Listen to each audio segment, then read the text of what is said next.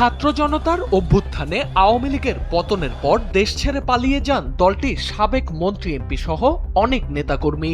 এই তালিকায় ছিলেন নারায়ণগঞ্জ ৪ আসনের আলোচিত সংসদ সদস্য শামীম ওসমানও। ৫ আগস্টের পর ভারতের নিজামুদ্দিন আউলিয়ার দরগা এবং দুবাইয়ের একটি শপিং মলে দেখা যায় তাকে।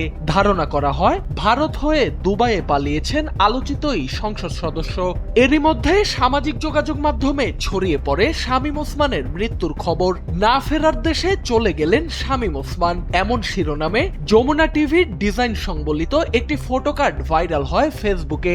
বিষয়টি নিয়ে অনুসন্ধান চালায় ফ্যাক্ট চেকিং প্রতিষ্ঠান রিউমার স্ক্যানার। তাদের অনুসন্ধানে জানা যায় যমুনা টিভি এমন কোনো ফটোকার্ড প্রকাশ করেনি। মূলত প্রযুক্তির সাহায্যে যমুনা টিভির ডিজাইনের আদলে একটি ভুয়া ফটোকার্ড তৈরি করে এমন দাবি ছড়ানো হয়েছে।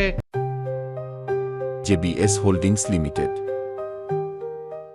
অনুসন্ধানের অংশ হিসেবে যমুনা টিভির ফেসবুক পেজ, ওয়েবসাইট এবং ইউটিউব চ্যানেল খতিয়ে দেখা হলেও এমন কোনো সংবাদ কিংবা ফটোকার্ডের অস্তিত্ব পাওয়া যায়নি। পাশাপাশি ভাইরাল ফটোকার্ডটির ফন্ট ও ডিজাইন বিশ্লেষণ করে যমুনা টিভির মূল ফটোকার্ডের সঙ্গে অসামঞ্জস্য ধরা পড়ে।